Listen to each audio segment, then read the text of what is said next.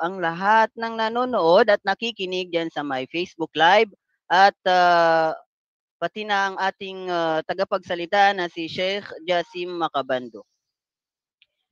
Bilang panimula ng ating muhadara ngayong gabi ay pakinggan po natin ang isa sa aming classmate na nag-aaral sa Al-Falah Al-Markaz Al-Falah li Ta'lim Al-Quran Al-Karim.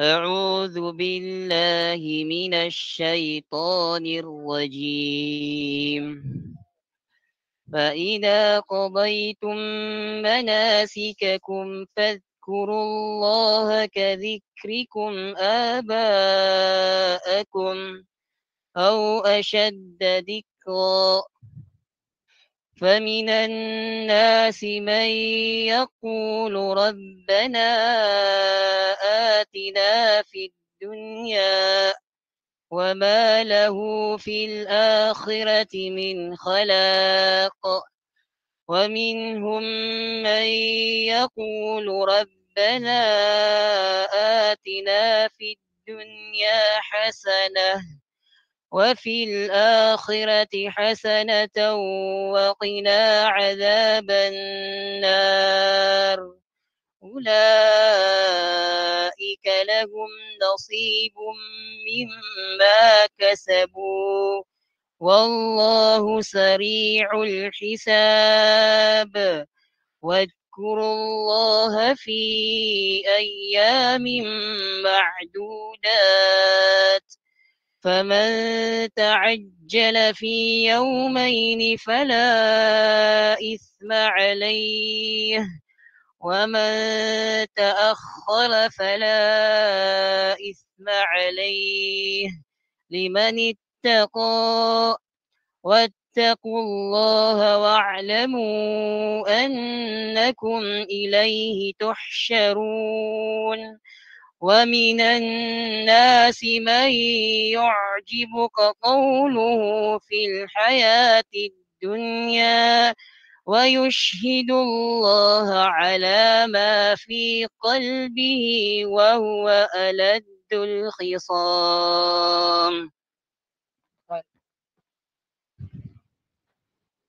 Subhanallah. Tunay na ang salita ng Allah ay liwanag sa ating mga puso. Muli, aking pong ipinapakilala ngayong gabi ang ating tagapagsalita na si Sheikh Jassim Macabando. Na siya ay isang da'iya na kilala sa kanyang kaalaman at malasakit sa ummah. At ang kanyang tatalakayin ay ang mga epekto ng kasalanan sa puso ng alipin. Ang oras ay atin na pong ibinibigay sa kanya. Ya Sheikh, falyatafaddal mashkuran ma'jura.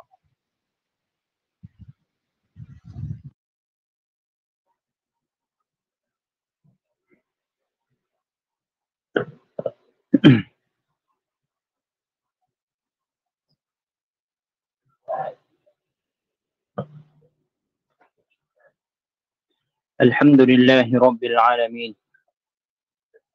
الحمد لله الذي بنعمته تتم الصالحات وبعفوه تغفر الذنوب والسيئات وبكرمه تقبل العطايا والقربات وبلطفه تستر العيوب والزلات.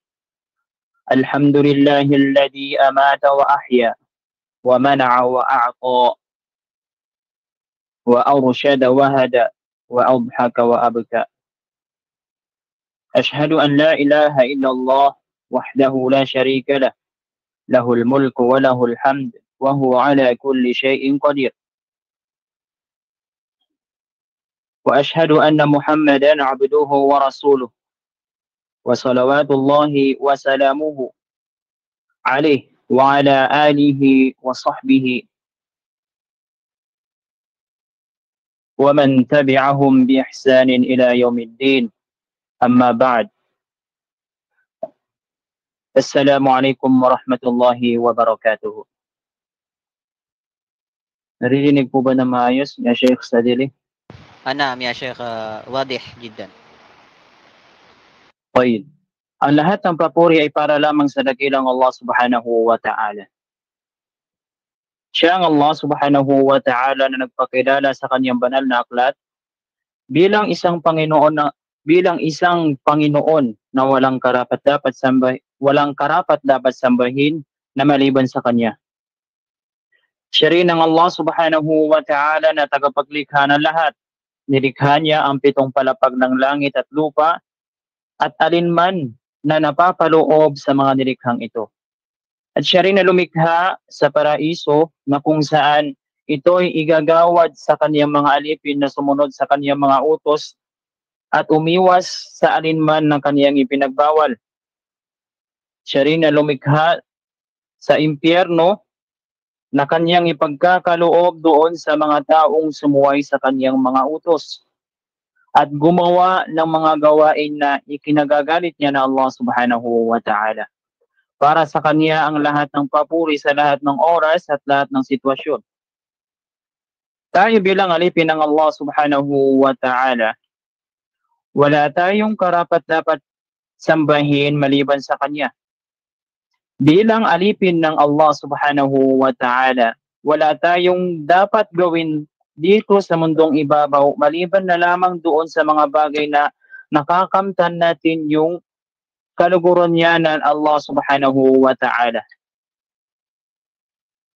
Kagaya na lamang ng pagsunod sa kanyang mga utos, pagsasala, pagdarasal na para sa kanya na Allah subhanahu wa ta'ala. Upang maipagkaloob niya sa atin ang kanyang kaluguran at nawa ay papasukin niya tayo sa kanyang paraiso na Allah subhanahu wa ta'ala. Liban dito, dapat din sa atin na iwasan natin yung mga bagay na kaniyang ikinagagalit na Allah subhanahu wa ta'ala. Paggawa ng mga masasamang bagay na nagdudulot ng galit ng Allah subhanahu wa ta'ala. At doon papasok ang ating talakayan sa araw na ito, na kung saan siya ay bibigyan natin ng konting liwanag na siya yung pinamagatang asaru ad-dunubi ala qalbi al-abdi. Mga epekto ng paggawa ng kasalanan. Mga epekto ng kasalanan sa puso na isang alipin. Maliban sa galit ng Allah subhanahu wa ta'ala, maliban sa yung mga taong gumagawa ng kasalanan, gumagawa ng mga bagay na ikinagagalit niya ng Allah subhanahu wa ta'ala, dito pa lang sa mundong ibabaw is may mga dulot na yung mga gawain ito. May dulot na yung bawat kasalanan na ginagawa ng isang alipin ng Allah subhanahu wa ta'ala. At ayan yung tatalakayin natin sa gabing ito. Nawa ay ating maintindihan ang mga sumusunod. Okay. Una sa lahat, unang epekto nung lahat ng ating ginagawa na kasalanan sa Allah subhanahu wa ta'ala. Epekto ng kasalanan sa puso ng isang alipin ng Allah subhanahu wa ta'ala. Una sa lahat, ang unang epekto ay ang al-wahsyatu wal-dhulmatu fil qalb. Ano ang tinatawag na wahsya? Ang wahsya is yung parang iniisip mo na loneliness, kumbaga sa English. Ayun yung sinasabi nilang wahsya. Kapag gumagawa ng kasalanan ng isang alipin ng Allah subhanahu wa ta'ala, patuloy na gumagawa ng kasalanan sa Allah subhanahu wa ta'ala, is isa sa mga dulot nito is parang nararamdaman niya na nag-iisa siya dito, wala siya kakampi dito sa mundong ibabaw. At pangalawa pa doon, wal-dhulmatu fil qalb. Feeling niya na nag-iisa siya dito sa mundong ibabaw, wala siyang kakampi. Miski ang Allah subhanahu wa ta'ala wal-dhulmatu fil qalb. At mararamdaman niya na epekto ng kasalanan na ginawa niya is parang dumidilim yung kanyang puso. Dumidilim ang kanyang puso sa bawat gawa niya ng kasalanan sa Allah subhanahu wa ta'ala.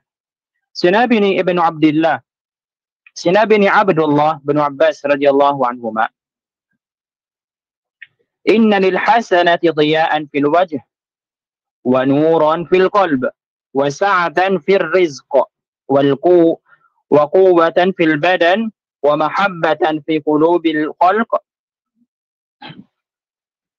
Dito, tinalakay niya muna na lahat ng mabubuting gawain, ang mga mabubuting gawain is yung mga gawain na nakakamtan natin dito yung kaluguran ng Allah subhanahu wa ta'ala. Tinalakay niya muna yung mga mabubuting epekto nito.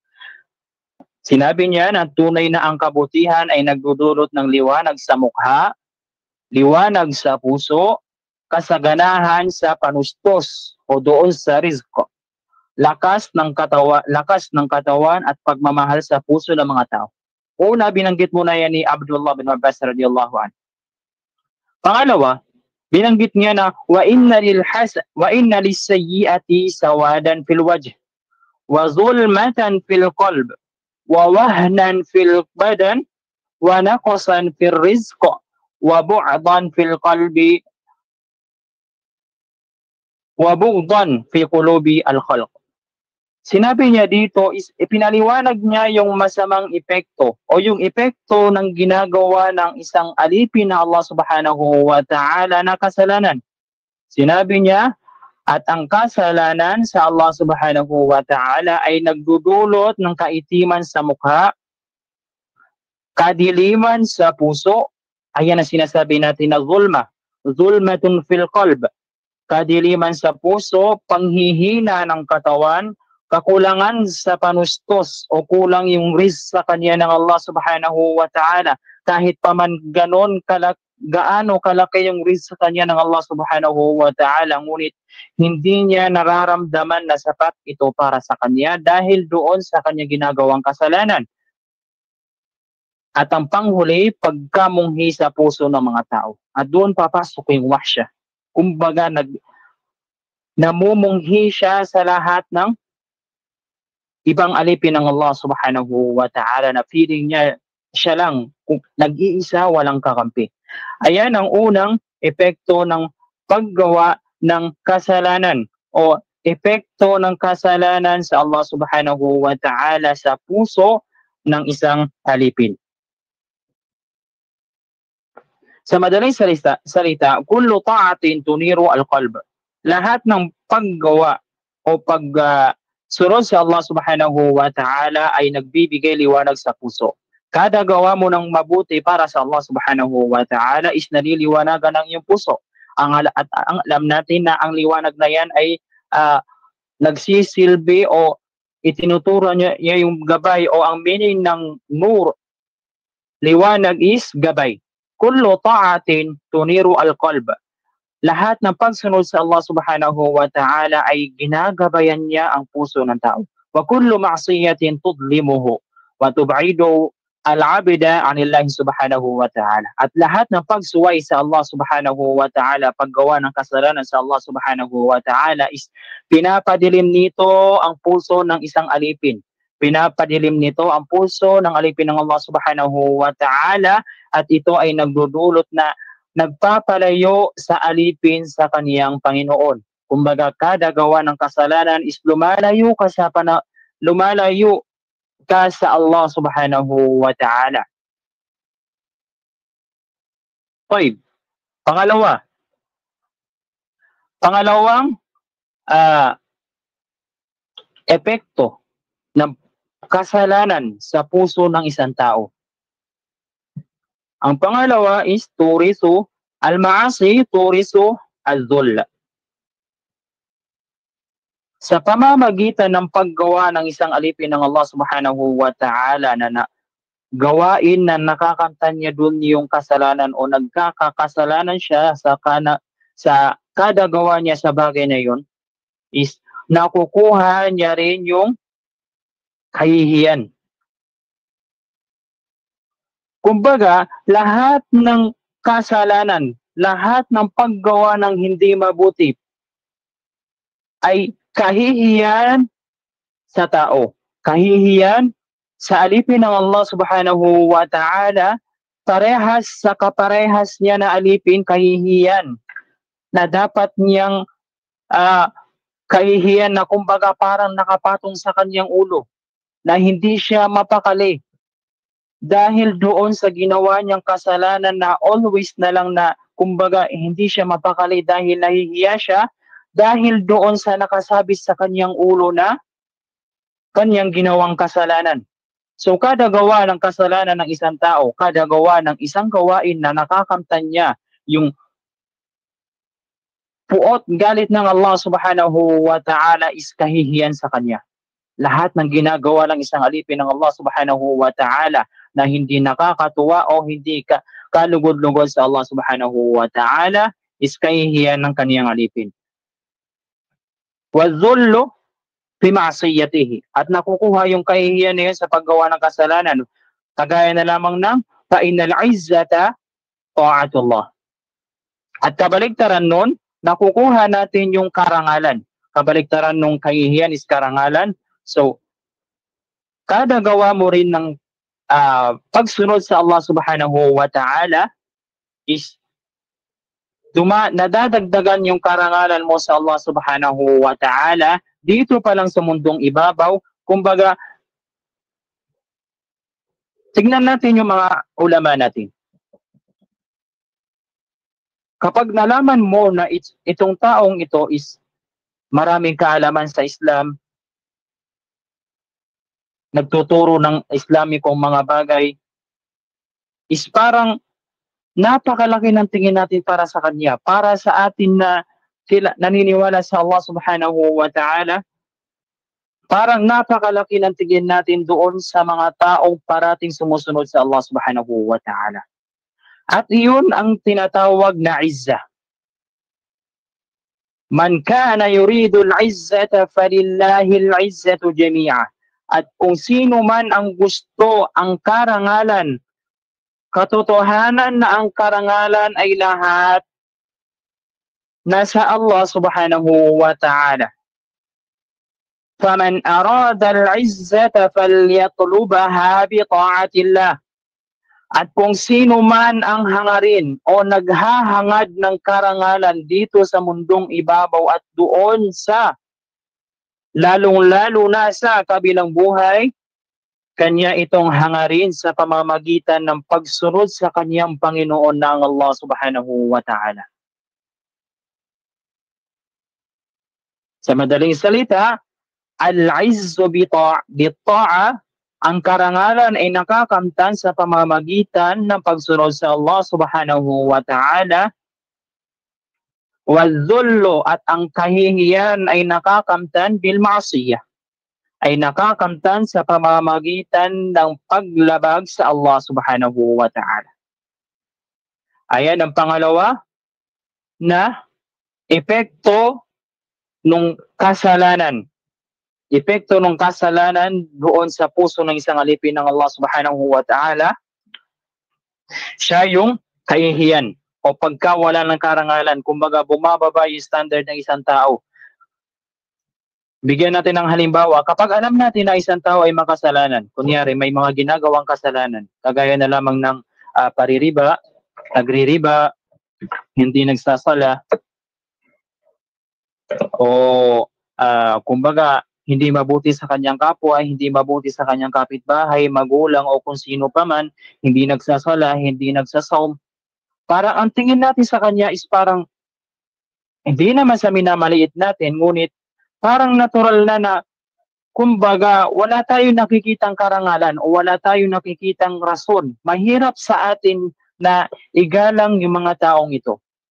At nakakamtan nila ito, nakakamtan ng mga taong ito ang dhul o ang kahihiyan na iyon o ang baba ng karangalan na iyon sa kanilang paggawa ng kasalanan.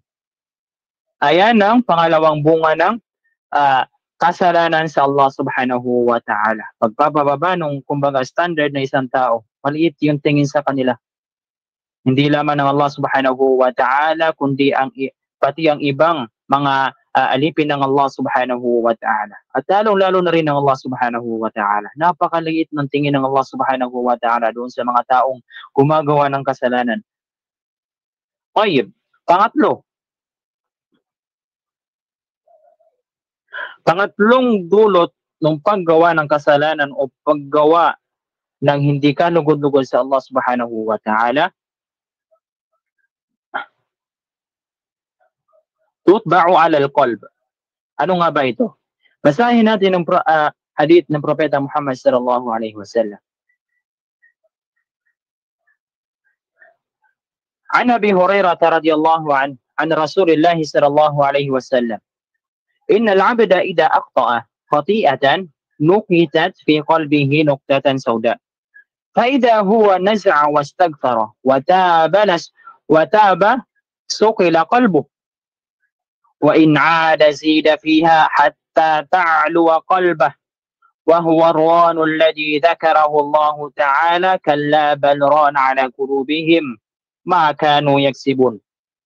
Ang pangatlong epekto ng pagsuway sa Allah subhanahu wa ta'ala o epekto ng kasalanan sa Allah subhanahu wa ta'ala is tinatatakan nito ang puso ng isang tao.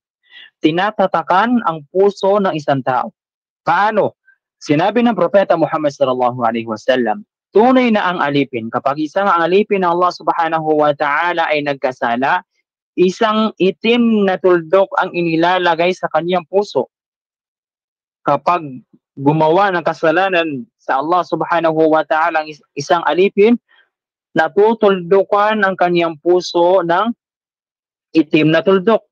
Ngunit kapag siya ay tumigil, humingi ng kapatawaran sa Allah subhanahu wa ta'ala at nagsisi doon sa kanyang ginawa, nililinis ang kanyang puso. Subalit kung siya ay bumalik sa kasalanan, mararagdagan ito hanggang sa tuluyan ng matakpan ang kaniyang puso ng mga tuldok na ito na itim. Ito ang tinatawag ng Allah subhanahu wa ta'ala doon sa kaniyang pagsabi sa kaniyang banal na aklat, kalla bal rana ala qulubihim ma kanu yaksibun. Huwag bagkos ang kanilang mga puso ay natakpan ng itim ng dahil sa kanilang mga kasalanan. So, dito, maintindihan natin dito na pinaka-main point ng hadith na ito at talatang ito ng Allah subhanahu wa ta'ala sa kanyang banal na aklat is kada gawa natin ng kasalanan is natutuldukan ng itim ang ating puso. Natutuldukan ng itim ang ating puso. Ang tanong, ano naman kung maitim ang ating puso? Parati natin naririnig na, kumbaga, kada gawa natin ng kasalanan, natutuldukan ng itim ang ating puso. So ano naman? Ano naman kung maitim ang ating puso? Kung pwede naman magtauba kapag matanda na tayo? Ang sagot diyan is malalaman natin dito sa kasunod na mga salitang ito. Sinabi ni Ibn Abbas radiyallahu anhuma, ang ron ay ang kalawang sa puso ng isang tao dahil sa paulit-ulit na paggawa ng kasalanan. Kapag hindi siya nagsisi, unti itong tinatakpan ng kasalanan hanggang sa tumigas ito at mawala ng liwanag. Ang unang rason kung bakit natin iwasan ang itim na puso na ito o kung bakit natin dapat iwasan na umitim na ating puso, sinabi ni Ibn Abbas radiyallahu anhuma, ay unti-unti nitong natatakpan ang ating puso hanggang sa ito ay tumigas. Unang-una, titigas ang ating puso o hindi, kumbaga, hindi tumatanggap ng ibang payo. Kumbaga na nagkakaroon ng kiber. Tumitigas, hindi napapayuhan, hindi nabibigyan ng payo, patnubay, malabong mabigyan ng patnubay ang sino man tumigas ang puso at mawawala ng liwanag. Mawawala sa liwanag mawawala ang liwanag sa puso ng isang tao kapag ito ay natakpan na ng itim na mga tuldok. Sinabi ni Mujahid rahimahullahu ta'ala, sinabi niya na ito ay isang tuldok na itim sa puso. Sa bawat kasalanang ginagawa, nadadagdagan ito hanggang sa matakpan ang buong puso. So same lang sila ng sinabi ni Ibn Abbas radiyallahu anhu. Sinabi ni Al-Hasan Al-Basri rahimahullahu ta'ala, sinabi niya na ito ay kasalanan pagkatapos ng kasalanan hanggang sa maging bulag ang puso at hindi na makakilala ng mabuti mula sa masama. So, isa pa sa kung bakit natin dapat iwasan ang itim na pusong ito na nakakamtan natin dahil doon sa ating patuloy na paggawa ng kasalanan is nabubulag nito ang ating puso. Hindi natin nakikita yung tama at mali. Hindi natin mapagkaiba yung tama at mali dahil nga sa nabubulag ng itim na tuldok na ito ang ating puso.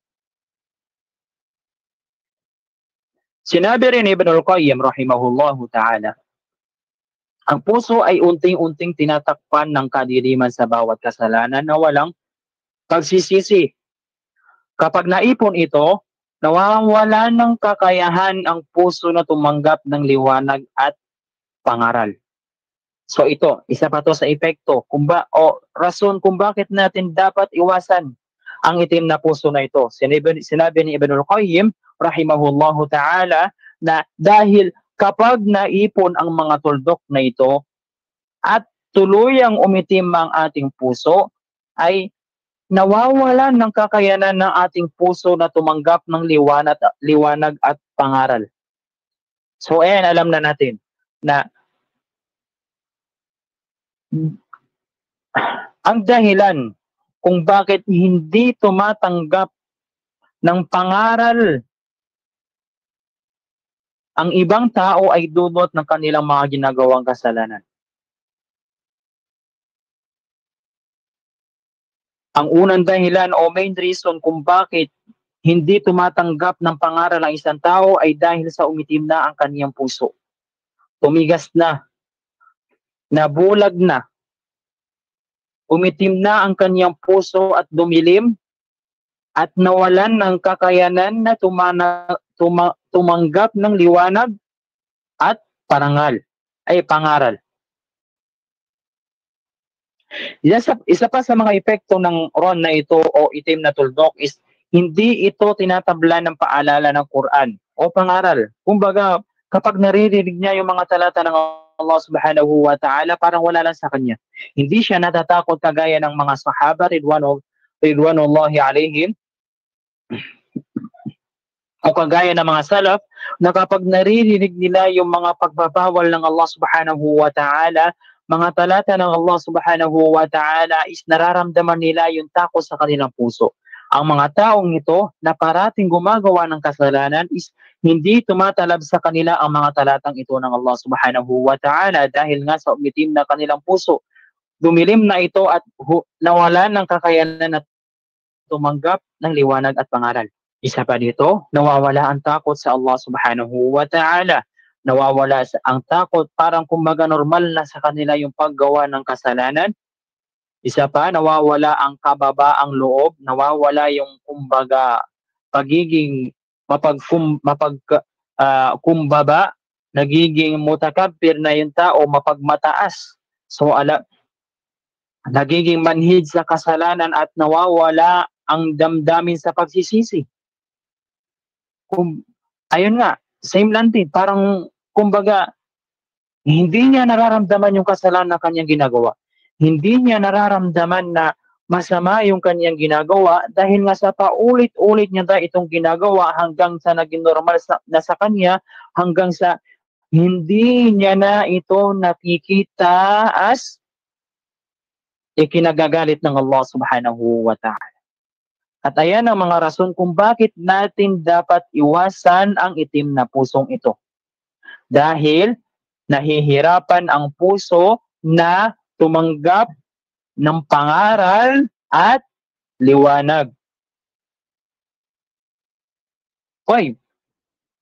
Pang-apat na epekto ng kasalanan. Pang-apat na epekto ng kasalanan sa puso ng isang alipin ng Allah subhanahu wa ta'ala.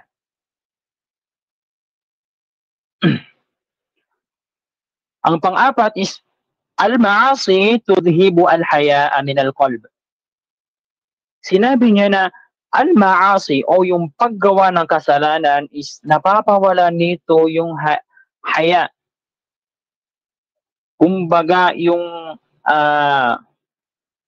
shyness o yung ano ba to sa Tagalog?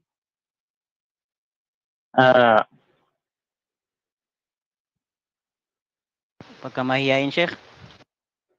Naam.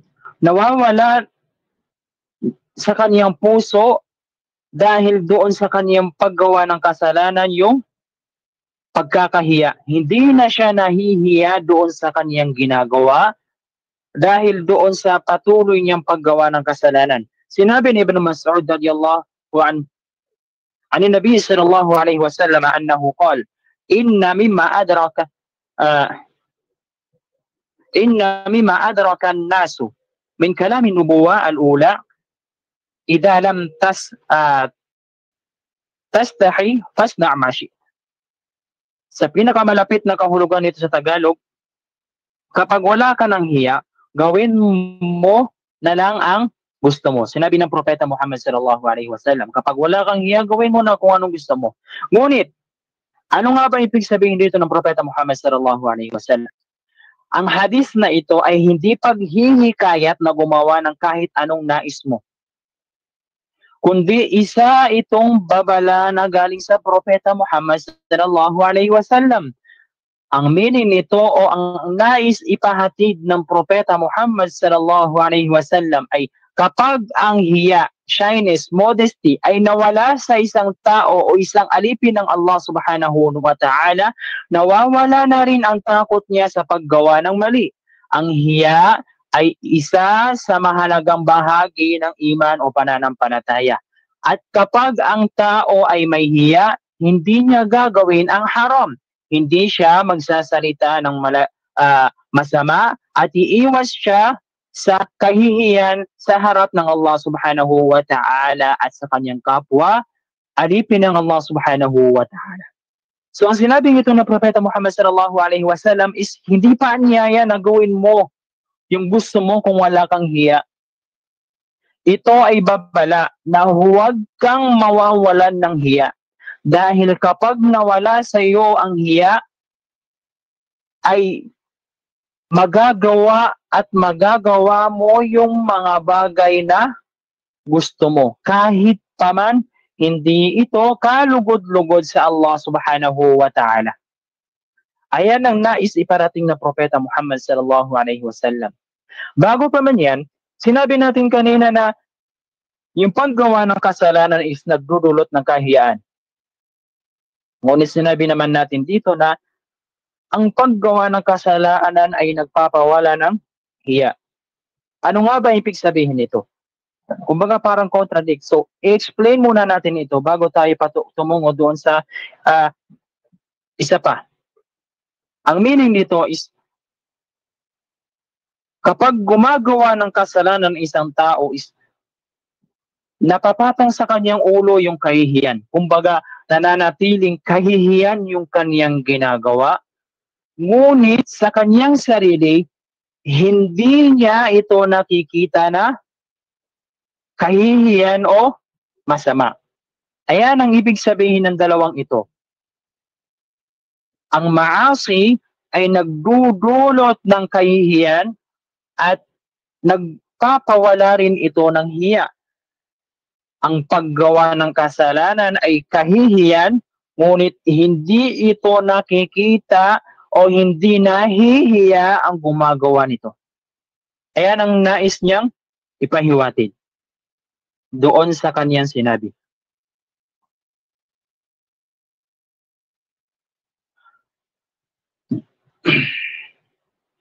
Taib. Dito tayo sa panghuli. Panghuli na tatalakayin natin dito, hindi lang ito ang epekto ng kasalanan, ngunit ito lang ang abot ng ating kaalaman na kaya nating ipahatid sa inyo. Okay, ang last part, ano ang pinakahuli na epekto ng kasalanan na ginagawa natin? Epekto ng kasalanan o paggawa na hindi kalugod-lugod sa Allah subhanahu wa ta'ala. Parang connected lang din doon sa mga nauna. Iba lang yung pagkapaliwanag. Sinabi niya na al-ma'asi tunakkisu al-qulub. Ang kasalanan ay bumabaliktad ng pananaw ng puso. Binabaliktad nito ang pananaw ng puso. Sinabi ni Hudayfa radiyallahu anhu, narinig ko ang propeta Muhammad sallallahu alaihi wasallam na kanya sinabi, tu'radul fitanu ala al-qulubi kal-hasiri 'udan 'uda. فأي قلب أشربها نكت فيه نقطة سوداء وأي قلب أنكرها نكت فيه نقطة بيضاء حتى تصير على قلبين على أبيض مثل الصفاء فلا تضره فتنة ما دامت السماوات والأرض والآخر أسود مربادا كالكوز مجخيا لا يعرف معروفا ولا ينكر منكرا إلا ما أشرب من هواه. Bigyan natin ng paliwanag ang hadith na ito. Sinabi natin kanina na ang paggawa ng kasalanan o ang kasalanan ay binabaliktad nito ang pananaw ng puso.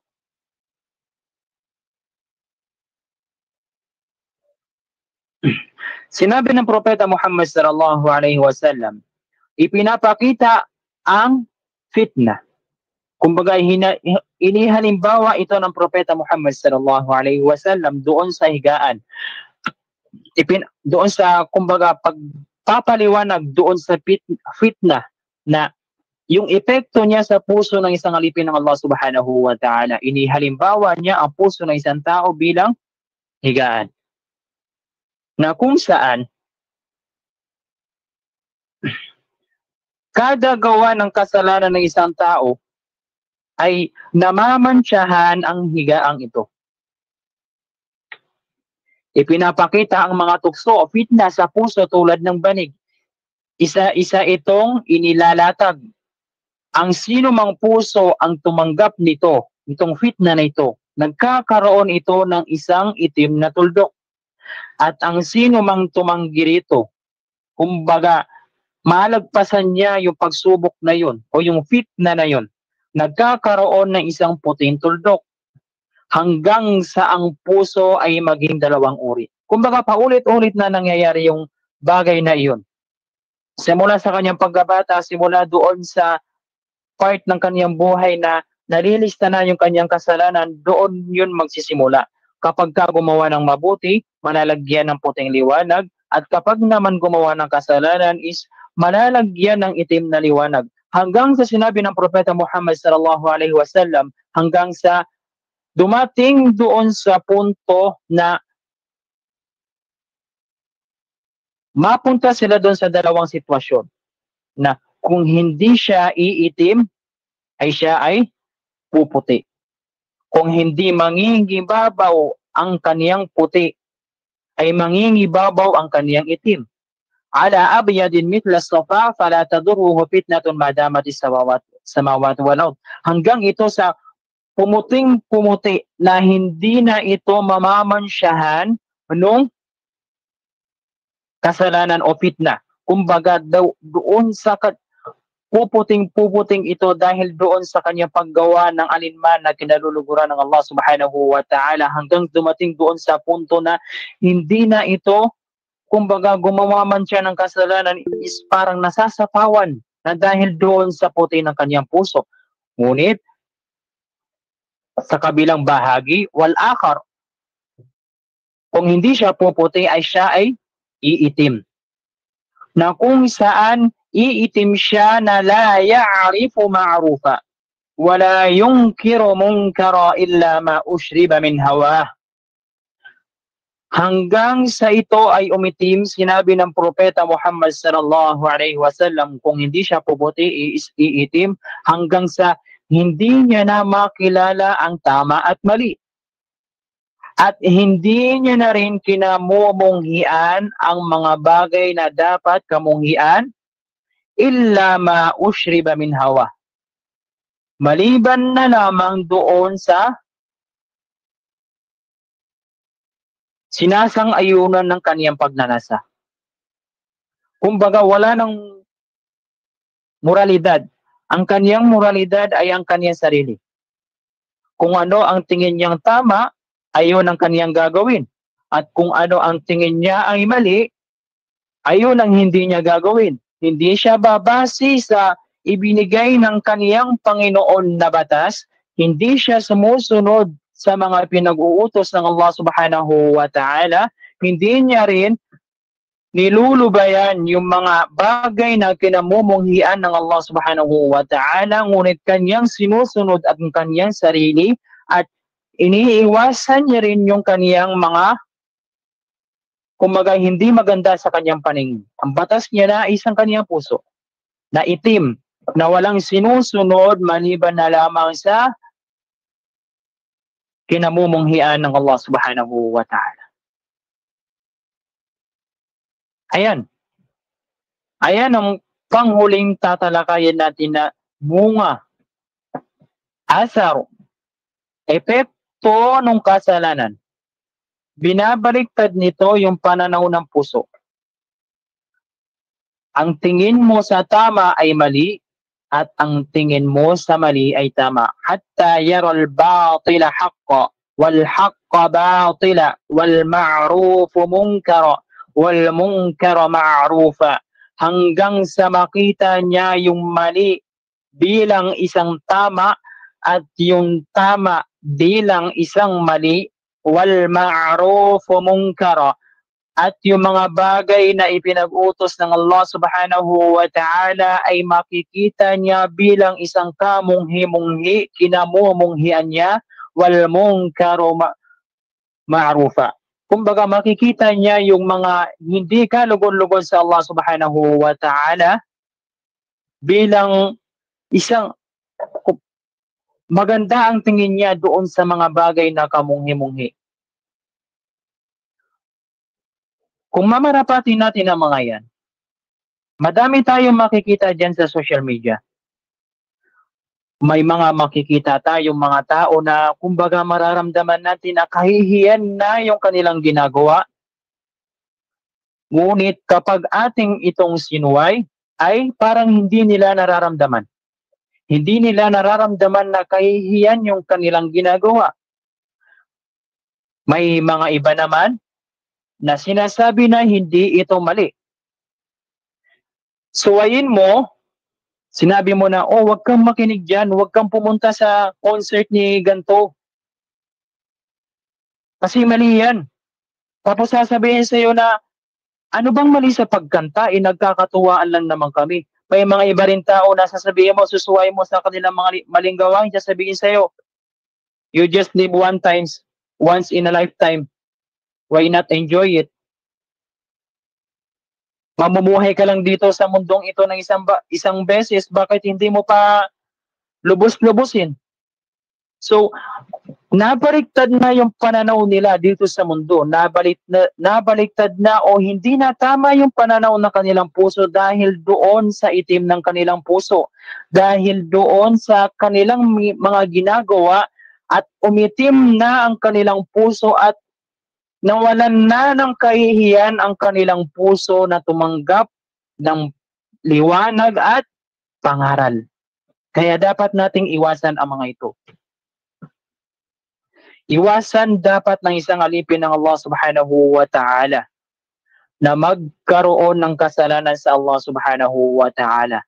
Dahil kahit gaano pa man yan kaliit ay maitutuldok yan sa iyong puso. At yung maliit na yon kapag nasanay ka doon ay yun ay lalaki hanggang sa umitim ang iyong puso at matulad ka sa mga taong ito na hindi nila nakikitang mali ang kanilang ginagawa, bagkus nakikita pa nila ito na maganda sa kanilang paningin. Wa hada wa sallallahu ala sayyidina Muhammad wa ala alihi wa sahbihi ajma'in. Assalamualaikum warahmatullahi wabarakatuh. Waalaikum assalam warahmatullahi wabarakatuh. Subhanallah wa alhamdulillah, isa na namang malalim at malawak na kaalaman ang naibahagi sa atin ng ating tagapagsalita na si Sheikh Jasim Makabando. Bago tayo dumako sa Q&A session, ay tatanungin muna natin ang ating tagapagsalita kung siya ba ay tumatanggap ng mga katanungan. Ya Sheikh, kayo po ba ay tumatanggap ng mga ilang katanungan mula sa ating tagapakinig? Pasensya na po, hindi po ako tumatanggap ng katanungan. Aywa, labas. Limit lamang po ang aking kalam. Aywa ya Sheikh, labas. Jazakallahu khairan ya Sheikhana al-Fadil sa iyong magandang salaysay at maraming salamat din po sa mga nakadalo ngayong gabi na mga organisasyon. Maraming salamat po sa inyo sa walang pagsuporta at pagsubaybay sa online muhadara tuwing gabi. Pagpalain kayo ng Allah subhanahu wa ta'ala sa mga magaganda niyong gawa. Bilang ating pagtatapos, Sheikh, ay inihiling po namin sa inyo na magbigay ng panghuling salita or payo at pangunahan po kami sa kafaratul majlis.